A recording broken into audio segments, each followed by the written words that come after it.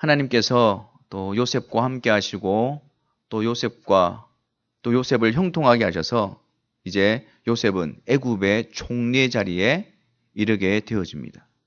요셉이 겪어왔던 그 모든 과정과 상황 속에서도 하나님께서 요셉과 함께 하시고 요셉을 형통하여 주셨기 때문에 그 자리에 이르게 되어졌고, 뿐만 아니라 그 모든 과정 가운데서 요셉이 끊임없이 계속해서 하나님을 의지하고 신뢰하는 자로 하나님은 단련시켜 가시고 그렇게 그를 아름답게 빚어 가시고 세워 가신 것이었습니다.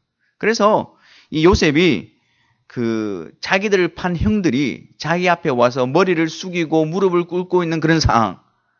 그래서 요셉이 그 형들에 대한 어떤 분노와 그리고 형들에 대한 복수를 할 수 있는 그런 자리에 있는 상황임에도 불구하고 요셉은 그 자리에서 자기의 뜻대로, 자기의 생각대로 행한 것이 아니라 하나님께서 그를 그곳에 세운 하나님의 뜻을 따라서 그 하나님의 뜻에 자신을 굴복하고 순종하는 모습을 보이게 되어집니다. 우리 그 말씀처럼 하나님이 생명을 구원하시려고 나를 당신들보다 먼저 보내셨습니다. 그런즉 나를 이리로 보낸 이는 당신들이 아니요 바로 하나님이십니다. 형들의 손에 의해서 팔려간 그 요셉의 아픈 각오도, 그리고 형들에게 복수할 수 있는 그런 권력의 자리를 잡고 있는 그런 현재도 요셉은 자기의 뜻을 이루는 데 사용한 것이 아니라 그 모든 것들을 하나님의 뜻을 이루는 일에 굴복시키고 그 하나님의 뜻에 온 마음을 쏟으며 순종하는 요셉의 모습을 우리가 보게 되어집니다. 우리가 이런 요셉의 모습을 보면서 참 과연 하나님께서 함께 하시고 또 하나님께서 형통하게 하시는 자의 모습이 바로 이래야 되는구나 라는 것을 보게 되어집니다. 모든 상황 가운데서 힘든 상황이나 어려운 상황이나 그 어떤 상황 가운데서도 하나님이 나와 함께 하시고 또 하나님이 나를 형통케 하신다는 그런 믿음을 가지고 그분을 계속해서 의지하고 또 지금 내가 선 자리, 이 자리에서 나의 뜻을 이루는 것이 아니라 하나님이 나를 이곳에 세우셔서 이루시고자 하는 하나님 뜻이 무엇인가를 분명히 알고 나 자신을 부인하고 하나님의 뜻을 이루시기 위해서 내가 헌신하고 드려지는 것, 그것이 바로 하나님께서 함께 하시고 형통한 자의 모습이다라는 것을 우리가 교훈을 받게 되어집니다. 근데 우리는 여기서 멈추는 것이 아니라 이런 요셉의 삶을 통해서 우리는 한 걸음 더 나아가야 합니다. 요셉을 통해서 우리가 어떤 교훈을 얻는 거기서 멈추는 것이 아니라 요셉을 통해서 보여주시는 예수 그리스도, 그분께 우리는 나아갈 수 있어야 하는 것입니다. 요셉의 일생에 펼쳐져 있는, 요셉의 삶에 덮여져 있는 그 예수 그리스도, 그분에 대한, 그분을 아는 그 자리로 우리는 나아갈 수 있어야 하는 것입니다. 요셉의 일생을 한번 떠올려 보십시오. 요셉의 모습을 한번 생각해 보십시오. 그 속에 담겨져 있는 예수 그리스도, 그분의 모습은 어떤 모습일까요? 먼저 여러분, 요셉은 아버지의 사랑받고 총애를 받는 아들이었습니다. 채색 옷을 입고 있을 만큼 모든 형들 가운데서 사랑을 받는 자였습니다. 형들은 들에 나가서 양을 치고 그런 노동의 일을 하지만 요셉은 항상 아버지 곁에서, 아버지 옆에서 사랑을 받는 자리에 있는 자였습니다. 그런데 한순간에 그가 어떤 자리로 떨어지게 되어집니까? 형들의 손에 의해서 노예로 팔려가게 되어집니다. 아버지 곁에서, 아버지 품에서, 아버지 집에서 사랑받고 보호받고 그 풍성함을 누렸던 그 자리에서 하루아침에 낯선 땅, 험한 땅, 두려움의 땅, 노예로 팔려가는 그 자리에 처하게 되어진 것입니다. 단 한 번도 상상해보지도 못했던 그런 처참한 자리에, 비참한 자리에 요셉은 처해지게 된 것입니다. 예수 그리스도께서 이 땅에 오심도 바로 그러한 것입니다. 예수님께서 이 세상에 오셨다라는 것은 하늘 영광 보좌를 버리시고 이 세상에 오신 것입니다. 무한하시고 영원하시고 창조주이신 그분이, 하나님의 아들이 인간의 몸을 입으시고 유한한 인간의 몸을 입으시고 죄인의 혈통 가운데 죄인의 모습으로 죄인들 가운데로 오신 것입니다. 그 거룩하시고 순결하신 그 하나님의 아들이 본질적으로 하나님이신 그분이 이 죄악된 세상 가운데에 죄인의 모습으로 죄인들 가운데에 인간의 몸을 입고 친히 내려오신 것입니다. 우리가 사도신경으로 신앙 고백할 때에 예수님에 대해서 이렇게 고백합니다. 성령으로 말미암아 동정녀 마리아에게서 나시고, 우리는 짧은 고백이지만 이 고백이 담고 있는 의미를 한 번 더 깊이 생각해 보아야 합니다. 그냥 예수님께서 이 세상에 오셨다, 예수님께서 육신의 몸을 입고 오셨다, 거기서 끝나는 것이 아닙니다.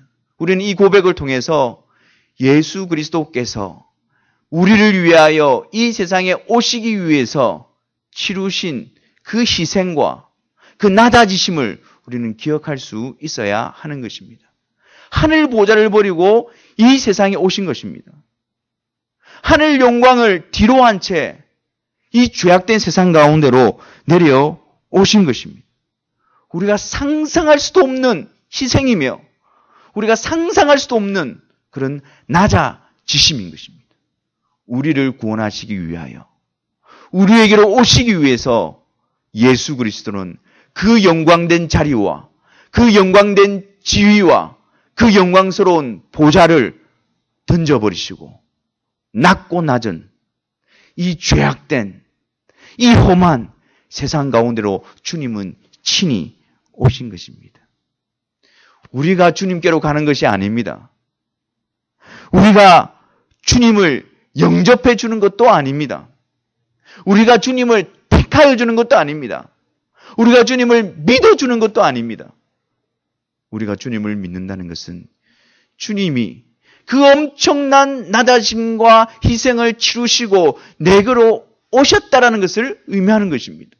주님이 그 영광된 자리를 던져버리시고 내게로 오셨기 때문에 그 주님의 낮아지심과 그 주님의 희생 때문에 우리가 주님을 알고 주님께로 나아갈 수 있게 되는 것입니다.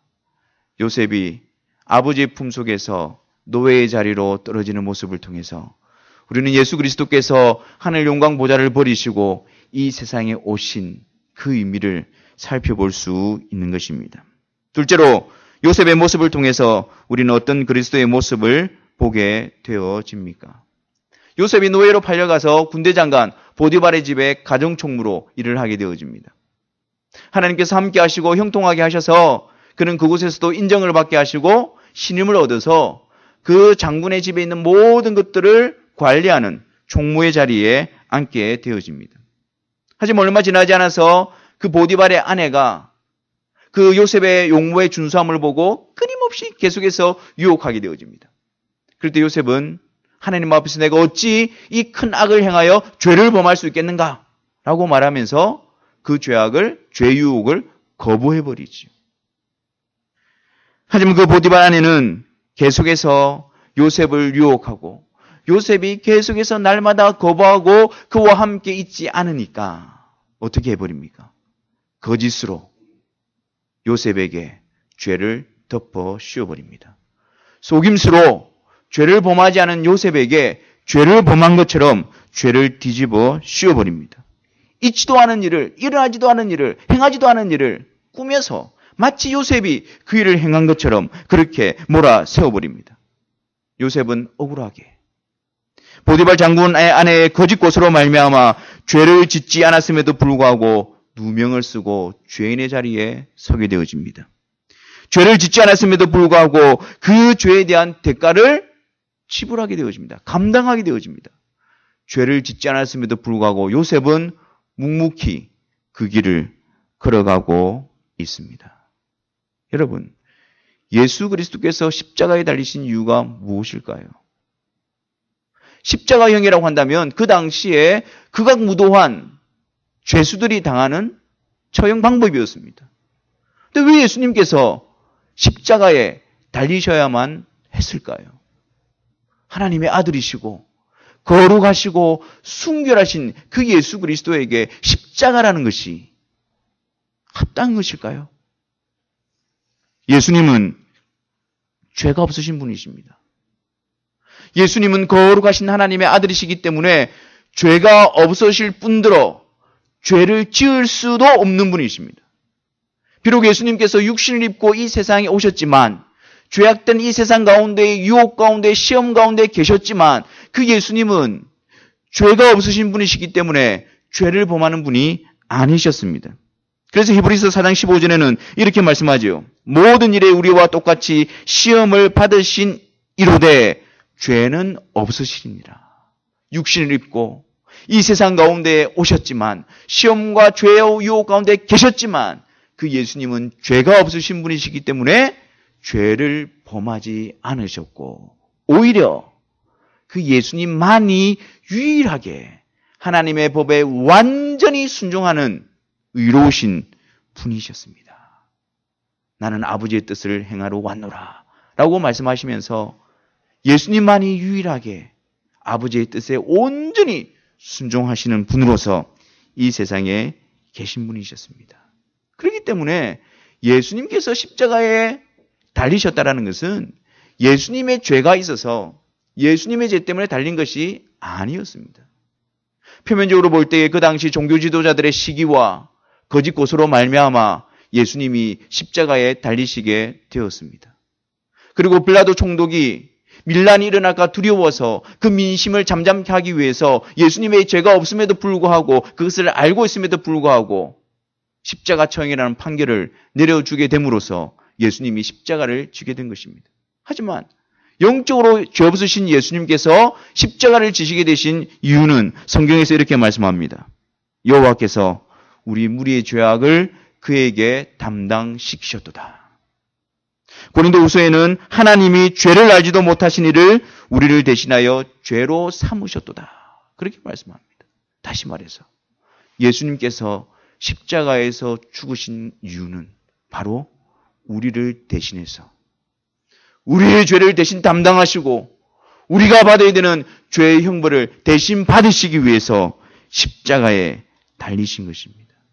예수님께서 십자가에 달리셔서 그 죄 없으신 분이 하나님으로부터 버려짐을 당하고 하나님으로부터 죄에 대한 형벌을 다 받으시는 것은 바로 우리를 대신해서 우리의 죄악을 대신 담당하셨기 때문인 것입니다. 친히 그 몸으로 나무에 달려서 우리가 받아야 되는 죄의 형벌, 우리가 받아야 되는 죄의 싹신 사망, 우리가 받아야 되는 영원한 형벌인 지옥의 형벌까지도 예수님은 다 받으시기 위해서 그 십자가에 달려 계신 것입니다. 그래서 예수님에 대해서 우리는 예수님이 바로 대속제물이십니다. 예수님이 바로 화목제물이십니다라고 고백하는 것입니다. 죄인인 우리들을 대신해서 우리의 죄를 속죄하시기 위해서 자신을 주신 분이 바로 예수님이십니다.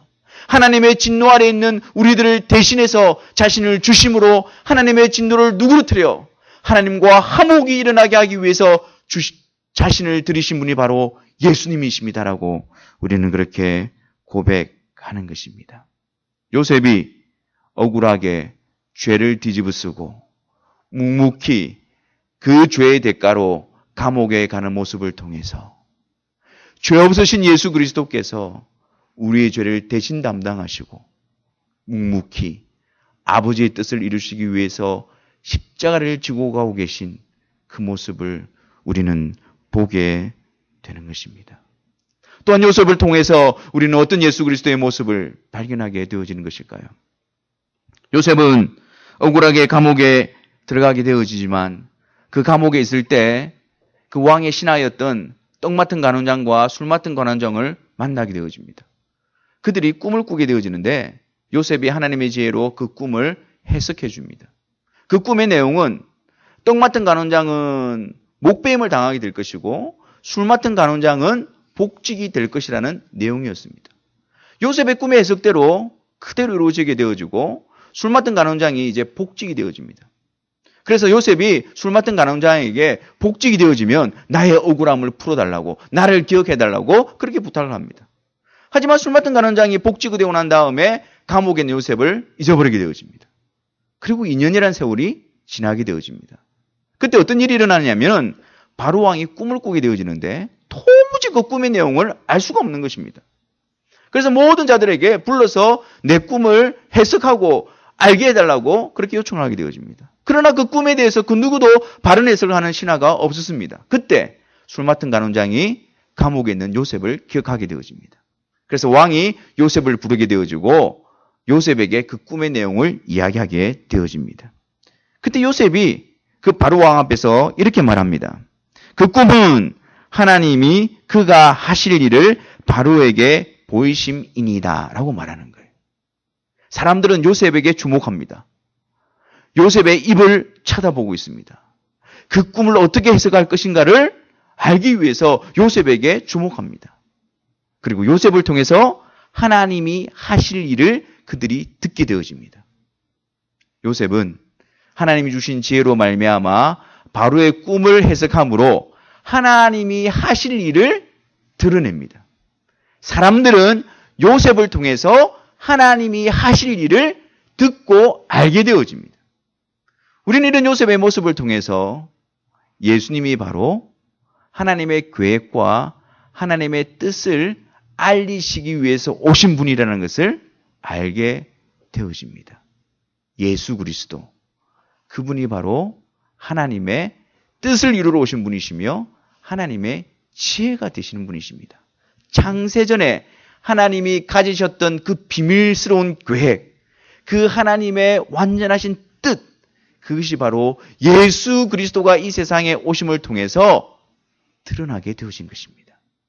예수 그리스도를 통해서 하나님의 뜻과 하나님의 계시가 온전히 드러나게 되어지고 비춰지게 되어진 것입니다. 그 예수님을 보게 될 때에 하나님이 하실 일이 무엇인가를 알게 되어지는 것입니다.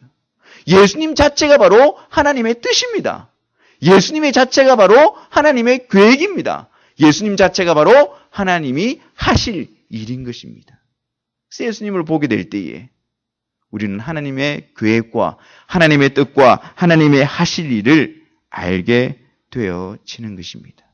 그럼 그 예수님을 통해서 하나님이 하실 일이 무엇일까요?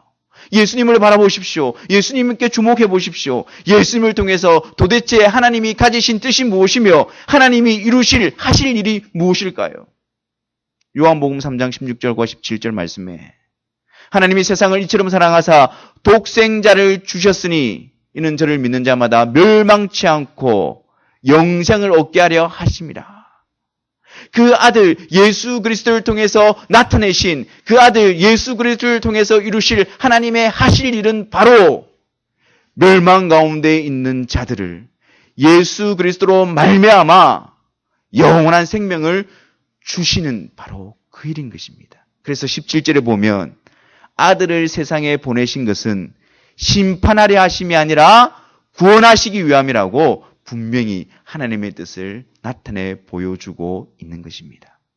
예수 그리스도를 보내주시고 예수 그리스도를 십자가에 내어주시고 죽음 가운데서 부활하시고 하늘로 올리셔서 하나님 보좌에 앉히신 그 하나님의 계획과 뜻은 죄인된 우리들을 죄악 가운데서 구원하여 주시고 하나님께로 이끌기 위한 멸망에 이르지 않게 하기 위한 것이 바로 하나님의 뜻이며 하나님의 계획인 것입니다. 하지만 그 예수 그리스도를 거부하는 자에게는 하나님의 심판과 하나님의 형벌 아래 여전히 남아있게 되어지는 것입니다. 예수 그리스도를 바라볼 때에 영광의 보좌를 버리시고 이 죄악된 세상 가운데에 단 한 분뿐이신 그 아들 예수 그리스도를 우리를 위하여 십자가에 내어주시는 그 하나님의 마음과 하나님의 뜻은 내가 너희들을 구원하기를 원한다. 내가 죄악 가운데서도 너희를 건져내어 나의 백성으로 삼기를 원한다라는 그 하나님의 마음이, 하나님의 사랑이, 하나님의 뜻이 예수 그리스도를 통해서 온전히 드러나고 있는 것입니다. 요셉을 통하여 하나님의 하실 일을 아는 것처럼 우리는 그 아들 예수 그리스도를 통하여 하나님이 나를 향하여 가지신 계획과 나에게 이루실 그 일이 무엇인가를 우리는 분명히 알게 되어지는 것입니다. 마지막으로 예수님을 통해서, 요셉을 통해서 우리는 그 예수님의 어떤 모습을 보게 되어지는 것일까요? 하나님께서는 요셉을 총리의 자리에 앉히시고 그 요셉을 야곱 가족을 구원하는 구원자로 세우십니다. 야곱 가족을 보호하고 보존하는 통치자로 세우십니다. 요셉을 총리의 자리에 앉히고 그 애굽의 권력의 자리에 앉히신 이유는 바로 야곱의 가족을 구원하고 그 기근으로부터 보존하기 위함이었습니다. 마찬가지로 예수 그리스도도 이 세상의 구원자로 그리고 통치자로 오셨습니다. 예수 그리스도께서 유일하신 구원자이시며 통치자이십니다. 요셉이 떡으로 빵으로 야곱의 가족의 육신적인 생명을 지키고 구원하고 보존하였다면 예수 그리스도께서는 생명의 떡으로 오셔서 우리에게 자신을 주심으로 영원한 생명을 주시는 죄악 가운데서 우리를 건져내시는 영원한 구원자가 되어 주십니다. 그리고 그 예수 그리스도께서 우리를 지키시고 보호하시고 다스리시고 통치하셔서 죄악의 권세 가운데에 마귀의 종로로 타고 있는 우리들을 건져내어 예수님이 우리의 머리가 되시고 예수님이 우리의 주가 되시고 예수님이 우리의 왕이 되셔서 친히 우리를 다스리시고 이끌어 가시는 것입니다. 그래서 그리스도 안에 있는 자들에게는 그 예수님의 통치가 영원한 생명을 얻는 것으로 나타나게 되어집니다. 하지만 그리스도 밖에 있는 자들에게는 그리스도의 통치하심이 심판과 형벌로 나타나게 되어집니다. 그리스도 안에 있는 자들에게는 그리스도에 대한 통치가 그리스도에 대한 순종함으로 나타나지만 그리스도 밖에 있는 자들은 그리스도에 대한 통치에 대해서 거부하고 불순종함으로 나타날 수밖에 없는 것입니다. 사랑하는 성도 여러분, 우리를 위해서 이 세상에 오시고 우리를 죄악 가운데서 건져내시기 위해서 우리의 죄악을 대신 담당하시고 죄의 형벌을 받으신 그 주님께서는 이 세상 마지막 날에 심판주로 통치자로 다시 오십니다. 그때에 모든 자들이 다 그 주님 앞에 무릎을 꿇게 될 것이고 그 예수 그리스도가 주이심을 시인하고 고백하게 될 것입니다. 주님을 믿고 따르는 자도 주를 보게 될 것이며 주를 신하게 될 것이지만 주님을 거부하고 주님을 믿지 아니하고 주님의 이름을 조롱했던 자들도 그 주님이 주가 되심을 고백하고 인정하게 될 것입니다. 그날에 마지막 그날에 주님 앞에서 그 주님을 나의 구원자이시며 나의 주님이시며 나의 통치자라고 그렇게 고백할 수 있는 자라고 한다면 얼마나 행복한 자일까요?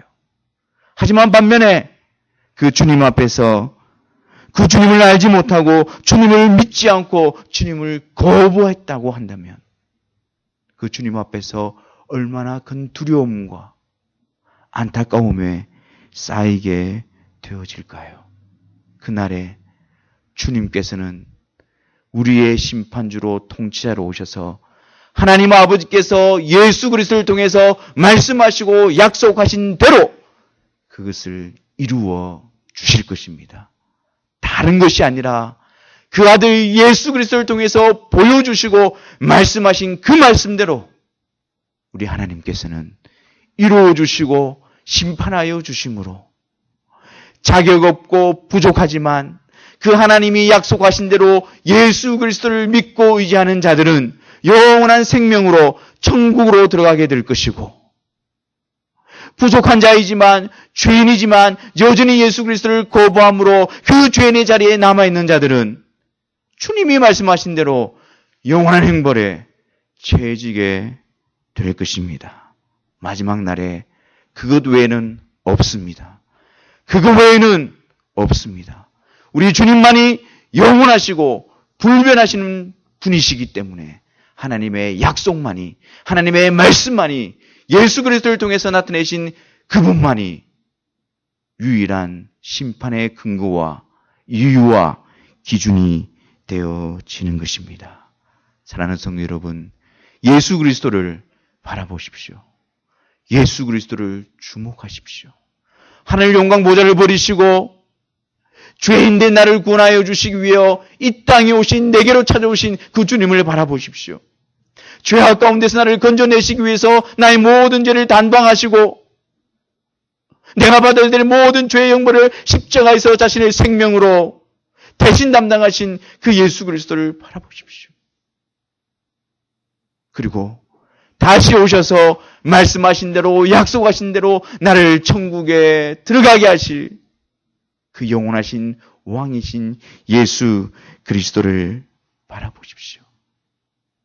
날마다 그분을 바라보게 될 때에 우리 안에 그분으로 말미암은 확신과 그 날에 대한 담대함과 그 천국에 대한 소망으로 채워질 수 있을 것입니다. 이 예수 그리스도를 아는 지식을 경히 여기지 마십시오.